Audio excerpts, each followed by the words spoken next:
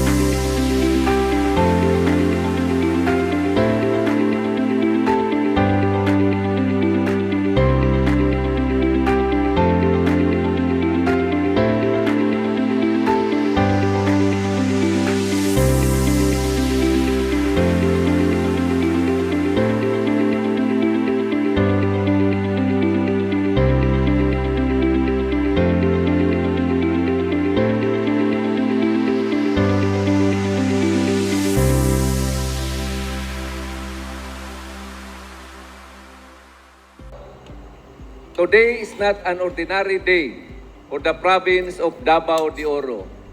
Today, we are making history. For the first time, Wow. a sitting president of the Republic of the Philippines visits our provincial capital.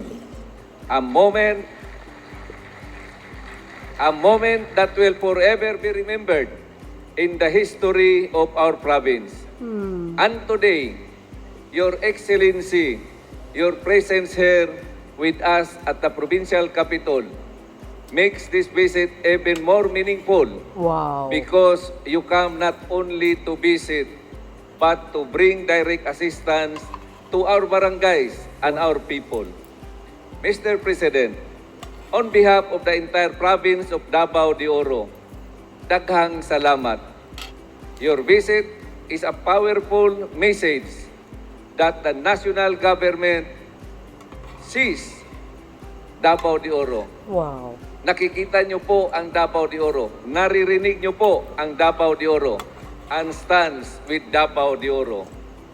For me personally, this day is deeply humbling. Wow. I began my journey in public service as the barangay captain. I know the needs of the barangay.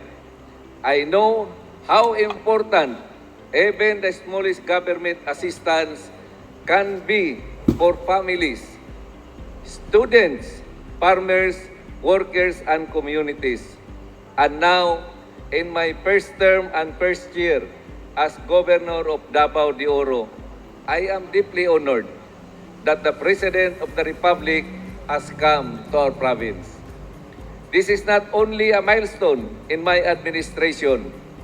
This is a milestone for every barangay, every community, and every Davaoeño who believes that progress must reach the grassroots. We gather today for a program that carries a very powerful message. Bawat barangay makikinabang. For us in Davao de Oro, this is not just a slogan. This is a promise of inclusive progress. This means that development will not remain only in the centers of government. It will reach out to barangays, our students, our families, and our people who need government support the most. Through the Presidential Assistance to Barangays, under the Socio-Civic Projects Fund, every barangay will receive a total allocation of 200,000 pesos. Of this amount, 100,000 pesos will support the Bagong Pilipinas Barangay Scholars, giving 5 deserving beneficiary of 20,000 each for every barangay. Another 100,000 will support the barangay identified development priorities. This assistance is a very important because it addresses two things that are close to the heart of every community: education and local development. To our young scholars, this program is for you. The assistance you will receive is not only financial support. It is a vote of confidence in your future. It is the government telling you, padayon, ayaw undang, naami diri para mutabang. Someone who came from the barangay leadership, I can say this with all sincerity. When we empower the barangays, we empower the whole province. Mr. President, we are also deeply grateful for your visit to Montevista Hospital. Ako lang ibalita sa inyo hatanan, gitunol sa atong presidente ang more than 147 million for medical equipment. With humility and hope, we respectfully ask for your assistance in making Montevista Hospital bigger better, and more capable of serving our people. Our dream is to strengthen. It is a more responsive and accessible health facility that can cater to more patients, provide better services, and bring quality health care closer to family who need it most. Health is one of the most urgent needs of our communities. When our hospitals are strengthened, our people no longer need to travel far just to receive proper care. When our health facilities improve, lives are saved, families are protected, and communities become more resilient. Mr. President, on behalf of the provincial government of Davao de Oro, we assure you that we will work closely with our municipalities, our barangays, and concerned national agencies to ensure that this program will be implemented properly, transparently, and effectively. Our commitment is clear. Ang programa o proyekto sa gobyerno dapat maabot sa matag barangay. Ang kalambuan dapat matagamtaman sa katauhan. Here in Davao de Oro, we are for development, strengthening public service, improving health services, and working toward a province where every family can feel the presence of the government. Your administration support give us greater strength to pursue our vision of more progressive, resilient, healthy, and united Davao de Oro. To our people in this province, let this historic day remind us that when the national government, local government, barangays, schools, hospitals, and communities work together, no barangay and no family will be left behind. Mr. President, thank you for bringing the spirit of Bagong Pilipinas to Davao de Oro. Thank you.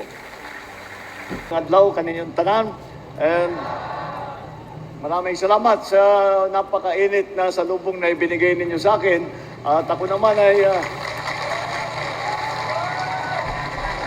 kami po ay nandito upang unang-una namin pinuntahan ang inyong ospital para tignan na kung ano yung mga naging earthquake damage, ano na yung mga kailangan pang gawin, at natignan din natin yung dapat na ma-inaugurate na mga 2 weeks ago, yung wing na bagong gawa.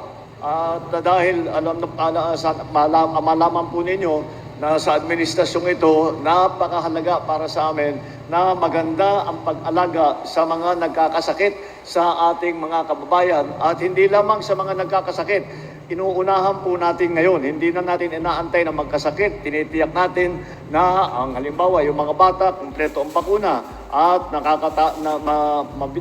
nakakapagbigay tayo ng konsultasyon. At hindi na namin inaantay na maging grabe pa ang karamdaman ng ating mga kababayan bago tulungan. At sa umpisa pa lang ay ginagawa namin ang lahat para magandang kinakain, magandang nutrition, maganda ang pag-alaga at pag-testing para habang maaga ay mas mabuti. Ang kasabihan nga yan sa English, an ounce of prevention is better than a pound of cure. Kaya mas maganda pag inuunahan natin. Kaya po, healthcare po ay napakalaking prioridad sa administrasyong ito. Ito naman po aming ibang programa, itong nasama sa bawat bayan ay makikinabang, ay pwede na rin sabihin, pwede na rin natin tawagin, bawat barangay ang makikinabang. Dahil alam nyo po, ako po ay naging governor ng Ilocos Norte ng 9 na taon, 3 rin akong tagtermino doon. Kaya nakita ko ang halaga ng local government at kung ano ang kayang gawin ng ating mga local government mula sa gobernador hanggang sa mayor, hanggang sa barangay opisyal. At lagi ko nga sinasabi, kung hindi magtrabaho ng mabuti, kung hindi tumutulong sa national government ang mga local government, kahit gaano kaganda ang aming mga serbisyo na binibigay, kahit gaano kaganda ang mga benepisyo na dinadala ng national government, Pag hindi magandang naging ugnayan sa local government at saka sa national government, ay hindi rin mararamdaman ng tao yung mga serbisyong yan, yung mga benepisyong yan. Kaya mula sa umpisa, ay sabi ko, ipalapitin natin ang local government at saka national government. At maraming maitutulong sa lahat ng mga gagawin natin sa national government. Kaya dapat ang pananaw namin, ang local government partner talaga. Kailangan partner ng national government. At halimbawa, dito pagka nagkaroon ng sakuna, ayan, kagaya nung dumaan na lindol, pagka aasahan lang natin, ang first responder talaga kapag may sakuna, pag may bagyo, pag may lindol, kung may anuman, pagka may baha, ang first responder, ang una talagang pumupunta riyan ay ang mga local government officials at saka mga NGO at mga lokal. Kaya kailangan, ang sabi ko, imbis na basta't sasabihin tayo gagawa lahat, sabihin tulungan natin ang local government para magkasabay-sabay yung ating mga ginagawa.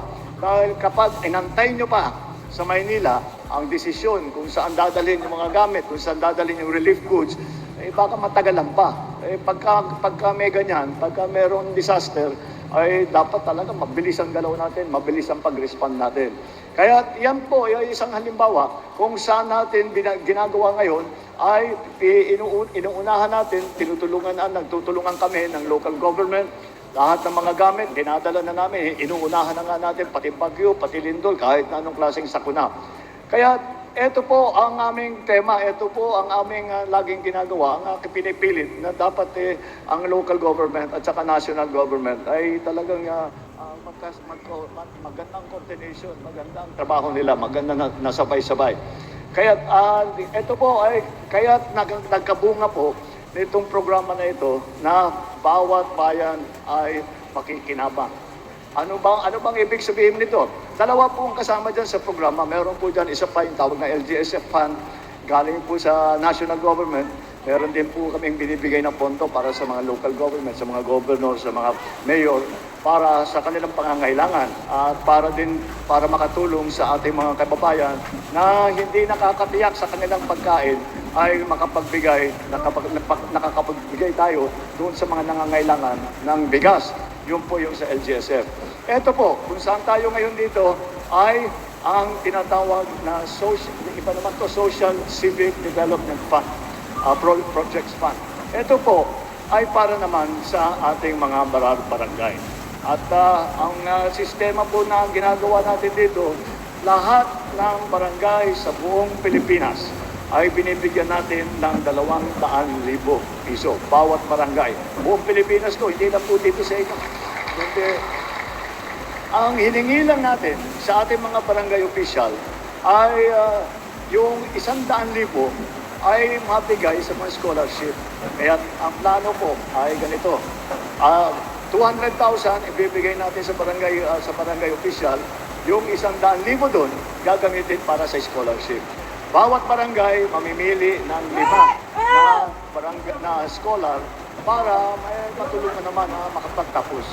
Ang sabi lang namin sa mga barangay official, siguro ang pinakamaganda, mamili kayo yung mga malapit ng magtapos, pero baka hindi makapagtapos dahil kulang sa pambayad, kulang kailangan magtrabaho, kung ano man ang dahilan. Ngunit so, ang mangyayari dyan, bawat barangay, 5 ang scholar, tawag po natin dyan ay presidential scholar dahil itong pondo na ito ay galing sa Office of the President. Kaya presidential scholar, tig-5 presidential scholar ngayon ang kada barangay. At bawat isa makakatanggap ng 20,000 piso para sa kanilang pangangailangan para naman makapagtapos sila. Ito po ay napakahalaga. Ito, nakikita ko, meron dito yung mga ibang scholar ay nakarating dito.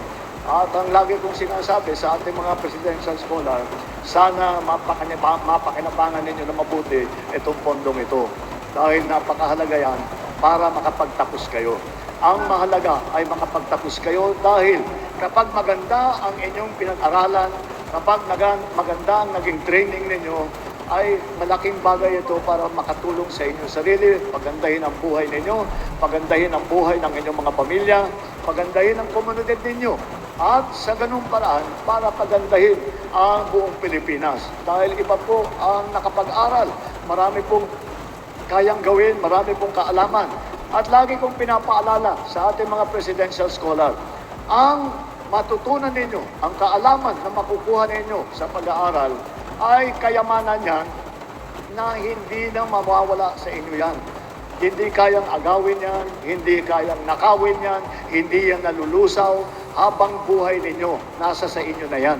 At araw-araw sa buhay ninyo, pagkatapos ninyo sa eskwela, araw-araw ninyo magagamit yung kaalaman na yan. At yun na nga, at para naman, mas madaming opportunity, mas maraming oportunidad para sumikat at para maging maganda ang buhay ninyo. At alam nyo po, ang katotohanan yan ay kailangan, darating ang panahon. Siyempre, yung mga kabataan, akala nila matagal pa yan, pero darating na, malapit na yan, darating ang araw na kayo na ang namumuno. Hindi lamang sa gobyerno, kundi sa mga negosyo, kundi sa mga kung ano-ano mga ginagawa. Dahil po, katotohanan, sabi nga nila, wala naman daw forever. Siguro kaming mga nakaupo ngayon, hindi naman kami forever na nandito. Darating ang panahon na kayo na ang mga leader ng Pilipinas. Kaya't kailangan handa kayo, may kaalaman kayo, meron kayong karanasan, at kayo ay alam ninyong gagawin para makatulong sa ating mga kababayan, para makatulong sa inyong mga sarili, at para pagandahin ang ating minamahal na Pilipinas. Yan po ang halaga ng pag-aaral, ang halaga ng pagtatapos. Kahit para meron naman kayo meron kayong stock knowledge para kahit na anong papasukan ninyo ay patuloy ang paggamit ninyo dito sa mga bagong kaalaman na nakuha ninyo sa mga eskwela. Yun naman po, 200,000 po, 100,000 bawat barangay bibigay natin sa mga presidential scholar. Yun naman natira na 100,000 na nasa barangay chairman, hindi na po namin sinasabi sa mga barangay official kung saan nila gagamitin yan. Dahil, eto nga, naging karanasan ko bilang gobernador. Wala nang mas alam ang sitwasyon ng isang barangay kung hindi ang mga barangay official. Kahit na sinong eksperto na magsasabi, hindi, alam ko yan, hindi mo masasabi na mas alam nila ang sitwasyon sa barangay na yan, kundi tanong mo sa mga barangay official. Kaya yung 100,000, nasa sa inyo na yan. Saan yung gagamitin? Marami na rin po kaming napuntahan. Iba-iba po ang paggamit doon sa 100,000. Yung ibang barangay bumili bigas para makatagdag doon sa rice giving natin na ginagawa sa LGSF. Na bigas binili.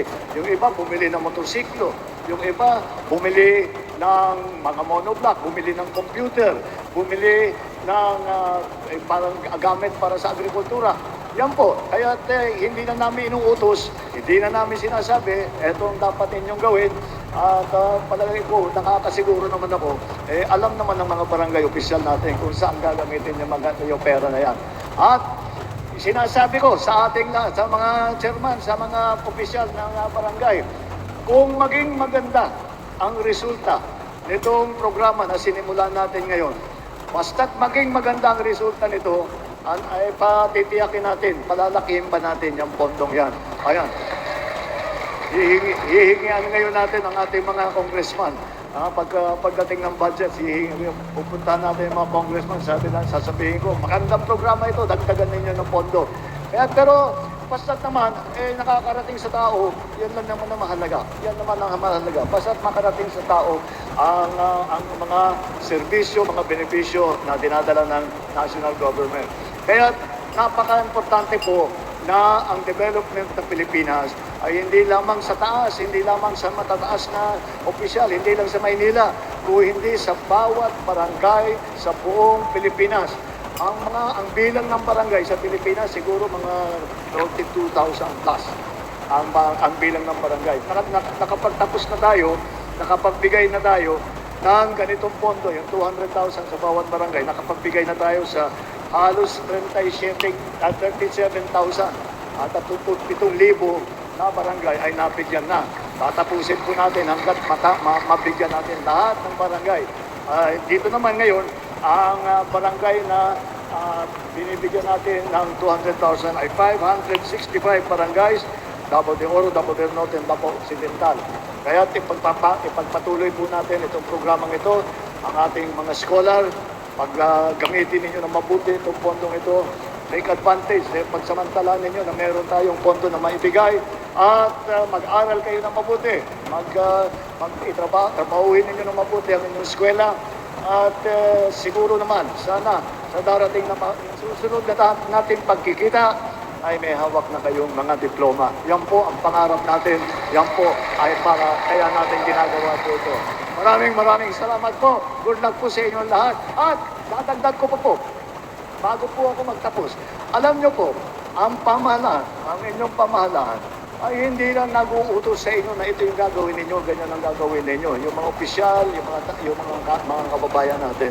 Kami po ay kasama po dyan, kami nakikinig po. Kaya kung meron kayong mga hinain, meron kayong mga inaalala, meron kayong nakitang maganda na sa palagay ninyo ay dapat gawin, sabihin niyo po kami. Sabihan ninyo ang inyong mga local official, sabihin ninyo yung mga official sa mga ahensya ng gobyerno, kung national man o kung local man, at kung kaya namin gawin. Kung ito ba, ay kung ano pa ang sasabihin ninyo sa amin, kung ito ba ay makakatulong na mabuti sa ating mga kababayan, hanggat kaya po ng ating pamahalaan, gagawin po natin para tiyakin na lahat ng pangangailangan ninyo o karamihan ng pangangailangan ninyo ay maibibigay natin sa inyo. Asahan po ninyo, ang pamahalaan ninyo ay nandito, hindi kayo nakakalimutan kahit kayo'y nasa malayong lugar. Ay nandito po kami, ginagawa po namin ang lahat, nag-iisip ko ngayon, ginagawa din namin lahat ng kaya namin at alam namin gawin para tulungan at pagandahin at magdala ng kahit kaunting ginhawa sa inyong mga buhay. Kaya asahan po ninyo na ang pamahalaan ninyo ay laging nandito para mag-alaga, mag-alalay at tumulong sa inyong lahat. Maraming salamat po. Magandang hapon po sa inyong lahat. Oh, di ba guys? Oh, akala ko ba ayaw ng mga taga Davao kay PBBM? Ano yan? Bakit sinalubong? Well, alam nyo mga kababayan, tama na yung mga mga kaik-ikahan nyo sa buhay. Tumulong na lang tayo. Suportahan ang ating pamahalaan, lalo na po ang Pangulo. Hindi naman po kayo inaway, mga DDS.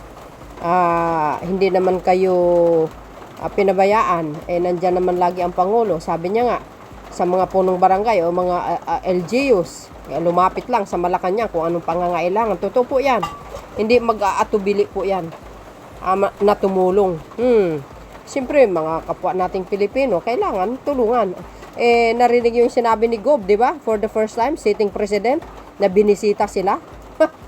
So, ibig sabihin, si Digong, hindi niya ginawa yan. Aba, shout out sa mga DDS. Nakinabang. Okay lang yun. Ganun talagang buhay. Mga Pilipino ang mga yan. Kaso lang minsan, toxic ang mga bunganga. Mana sa kanilang mga sinusuportahan. So yun. Nagpapasalamat po ako dahil binigyan nila po kami ng chance para makatanggap ng cash assistance at mabigyan nila din ng atensyon yung mga estudyante na kapos sa pera, ganyan. Yung challenges ko lang is yung pag-pay ng tuition. Mostly is late siya. Especially is I understand the situation of my family. Actually, yung reaction ko at first is shock kasi I always wanted to be part of this opportunity, and thank you for our President Bongbong Marcos sa paghatid ng programang ito. Actually, it is a big help itong scholarship, presidential scholarship. It helps me a lot, especially we are we are a lower class family. Yung scholarship program na paparating ng ating mahal na Pangulo, si Pangulong Bongbong Marcos, at saka yung iba pang mga tulong katulad nung sa pang-agrikultura, yung sa ating mga mangingisda. Sa amin, malayo kami sa dagat. Talagang nilapit ni Pangulong Bongbong Marcos sa amin dito kahit nasa malayong probinsya, pero ay palapit. Isa kami sa nag-a-apply, yung malalagyan ng benteng bigas meron na, at sa tingin ko by next week, pararating na yung benteng bigas para sa ating mahal na Pangulo, Pangulong Bongbong Marcos.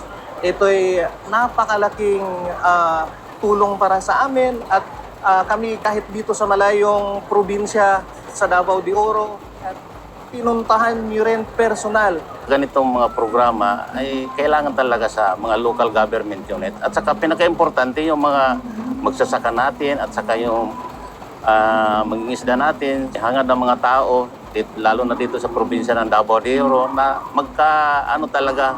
magkaroon talaga ng mababa ng presyo ng bigas. So, ating mahal na Pangulo po, so sa lahat ng ibinigay po ng national government at doon po sa local government, napakahalaga po yung sa hirap ng panahon ngayon.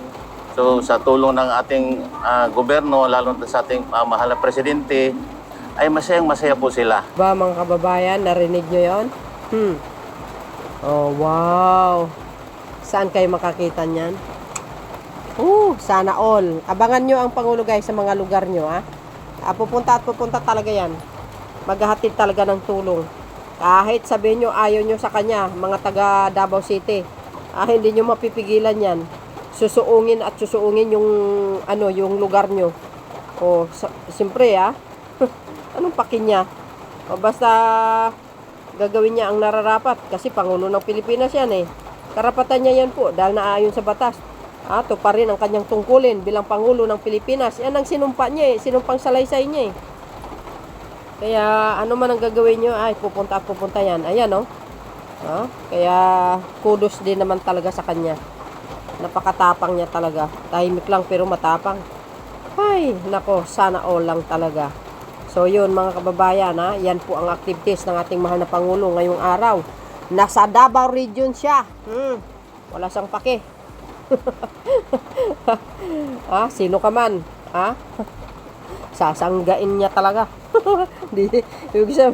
Ibig sabihin, kahit sino ka pa, wala siyang sinasantob. Susuingin niya kahit delikadong lugar. Yan ang Pangulo na may bayag. Di tulad ng iba, hanggang salita pero wala sa gawa. Di ba?